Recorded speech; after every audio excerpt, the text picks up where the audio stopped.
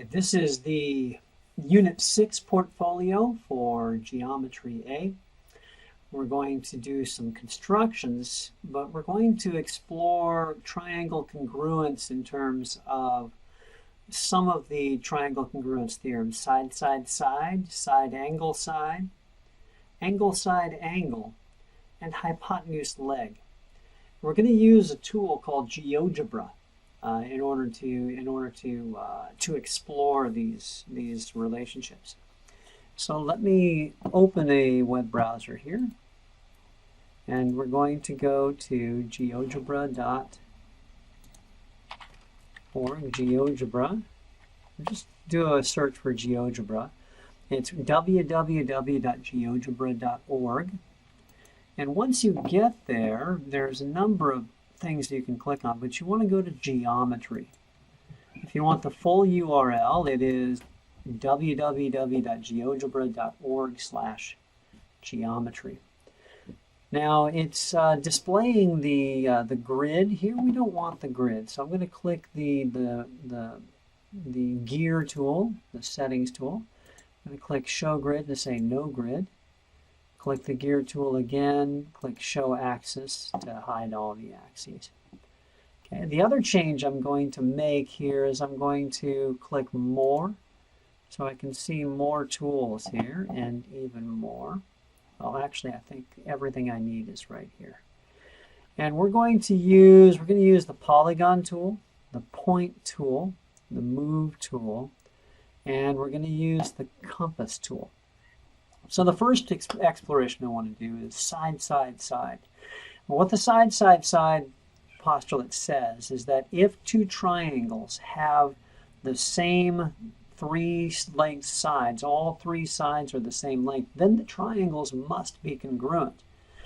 Now that's not entirely obvious because there's also angle measures, but it turns out that if two triangles have the same side measures, their angle measures are going to be the same. As a result, we're going to explore that here.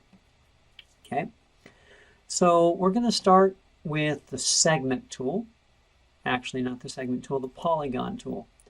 Okay, we're going to click on polygon, and we're going to just click in three places and then click on the first place that you started with to close the polygon to create a triangle. Okay, so here's our triangle. And I'm going to attempt to make another triangle that has the same sides, the same side lengths. Okay, so what I'm going to do is I'm going to come down here to the circle section of tools. I'm going to click compass. Now what this does is it allows me to click on 2 points. I'm going to click on A and C. And notice I get a circle that is the same size. If I put my pointer on C, the circle goes through A. If I put my pointer on A, the circle goes through C. So now I'm going to click somewhere else on the page. It puts a new point where I click and keeps that circle there. Okay, so this circle's size is determined by AC. In fact, I'll show you. If I now move the original triangle, the circle changes with the length of AC. Okay. So the length of AC is, the circle is determined or linked to the length of AC. Okay.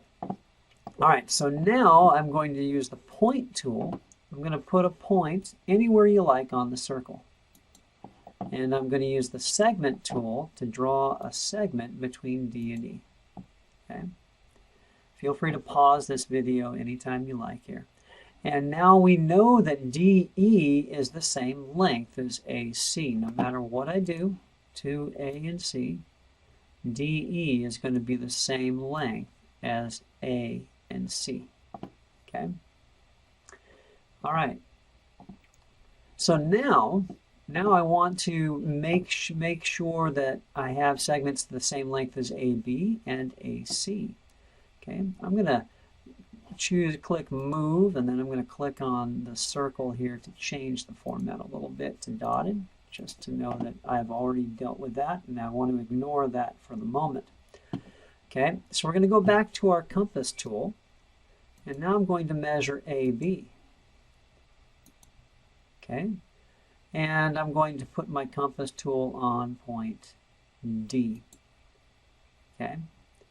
And I still have the compass tool, so I'm going to measure CB, and I'm going to put my compass tool on E.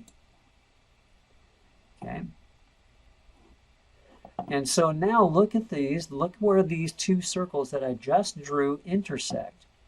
That's the point I want to use. So I'm going to click point, and then I'm going to click on the intersection to place a point there. Okay. I'm going to click on segment, and I'm going to draw a segment between D and F and E. Okay. All right, so let me clean things up a little bit here. I'm going to click the Move tool. You click on the circle here. I'm going to make it dotted. Click on this circle, make it dotted to kind of de-emphasize it. I'm going to click on this, change the color to red. You can have a little fun with the appearance here. Feel free to do with this as you like. Okay.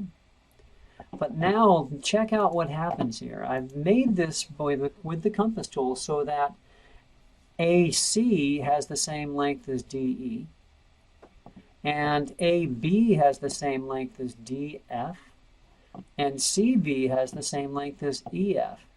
And as I move the original triangle, the new triangle moves to match it. Okay, always matching it. Okay.